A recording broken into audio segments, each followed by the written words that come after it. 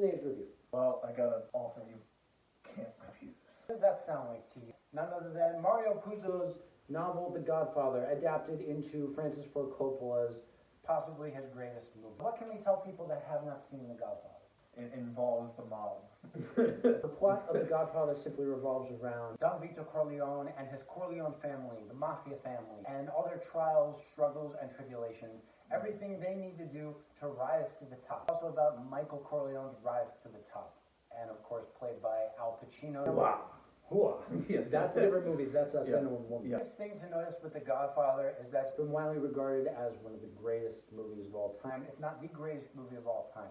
What can you say about that, Michael? It's a classic, great technical aspects to it too. The shadowing, the lighting, music. Subtlety is key in the performance and the technical aspects with the music. It's in the back than the forefront. How my uncle would describe it as, with his singing and the guitar playing, that the guitar being an accent, it's in the back, vocals are in the front, subtly played in the background and blaring. Subtlety is key, and they pretty much tell rather than show. That's why a lot of moments in this movie involve characters that go through certain events, such as certain characters getting killed. Like, I'm not going to say who gets killed in the movie because, you know, that'd be spoiler territory. The performances were good. Who's your favorite performance?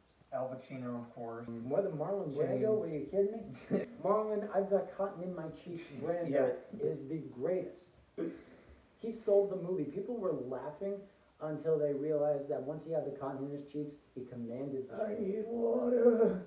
Okay, now we're doing SpongeBob. It sounds like that with his voice. His performance captivated this entire movie. This is the heart and soul of this movie. A lot of people will say that they don't like this movie because it's not really much of a movie outside of just a mafia saga. It doesn't have many action. It literally barely has any moments where a character feels like that they're under some type of danger unless it's a scene involving a character being shot. I don't believe that to be true at all. You have to look at the kind of genre this movie is. It is solely a drama, right, Michael? Yeah, that's another thing about the film. It's ironic because it's about family, but also it's destroying the family mob lifestyle. I thought it was about how the mafia saga was all about the family and how the family breaks apart from being the family by doing what the family does best, which is make these hard mafia deals. Especially when it came to one of the important scenes in this movie where a certain thing ended up in a certain character's bed. It's a very emotionally affecting scene, and it's even more disturbing when you take into account that there was no music in that scene. It was all just cinematography, acting, and work. It highlights the sheer brilliance of Francis Ford Coppola as a director, and it's something that should not be glossed over, seeing that a lot of movies nowadays rely on Marvel humor and CGI, right? I'm sure we can agree on that. Sequel bait. Looking at you, James Cameron. Yeah. Can you name any spots in the movie that were not really that impressive? You said something before while we were watching it.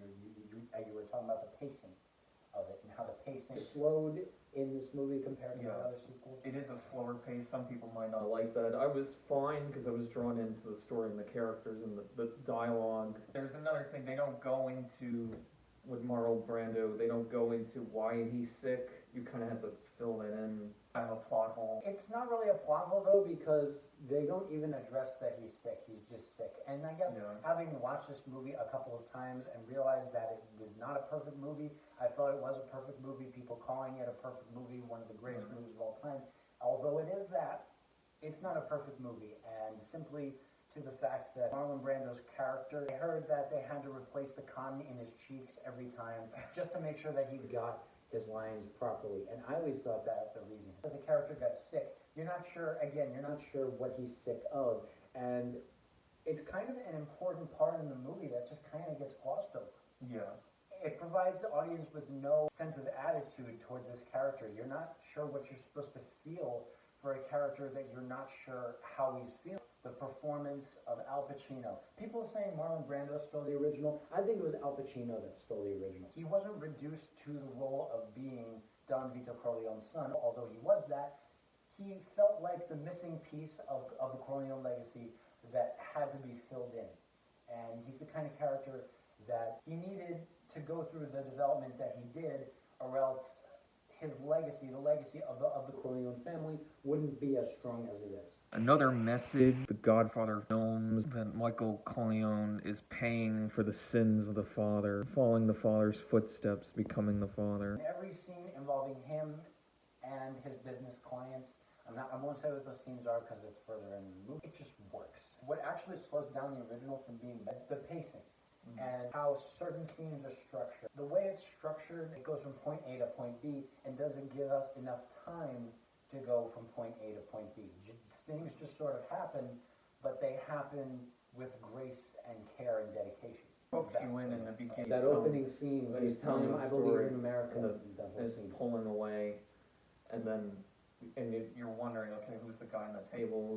What's all this? When we find out who the guy on the table is, we're not sure how to react to him until we see him with his whole family. We realize he is Don Vito Corleone. We learn more about his character later on in the film. Are there any other performances you can say are great? Because my dad keeps saying that Robert Duvall and Duvall. I like Duvall. Are good. Yeah, they're good. They're very good. James Caan. Walter Hobbs did a great job. Children love the books. Who's the banana guy? The guy that looks like a monkey, Yeah. Abe Vigoda. If you Abe tell Vigoda. people that Abe Vigoda looks like a monkey, boy, they're gonna have some serious business with you. Everyone's performance was great.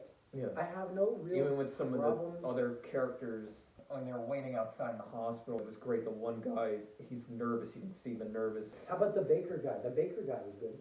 Yeah. The guy that was delivering the pastries that Michael said to get away from. The weakest point is actually Diane Keaton. Can't say she's the worst thing because she's actually a great actress and she does a great job. I just don't feel the energy from her as much as I do the other characters in the movie. Particularly Al Pacino just completely sells this movie for me.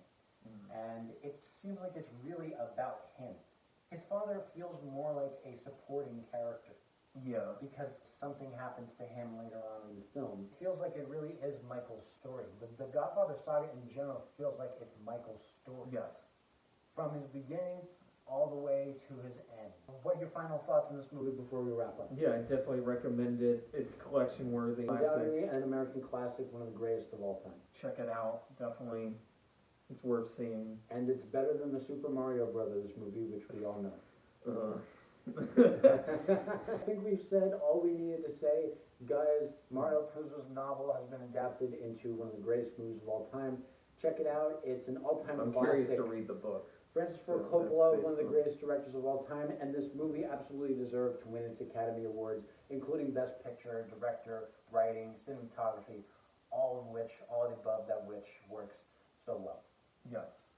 And the blood too, that's another. Yeah, there's no CG in this movie. It's all done practically. It looks like it's all sprayed out like an. And it doesn't look pink. It's not the corn syrup. God, if they used the corn syrup, this movie wouldn't be as classic.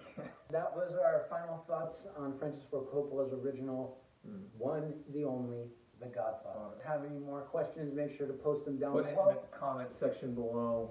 Let me know what you guys think. Did you like the film? What weak points were they? And stay tuned for our review of Godfather Part 2. That's right, my favorite in the trilogy. I'm pretty sure it's his favorite too because we rambled on about it off camera. We will be doing that one next time, and make sure to subscribe to the channel. Yes. And as always, we will see you next time. Next time. Stay creative.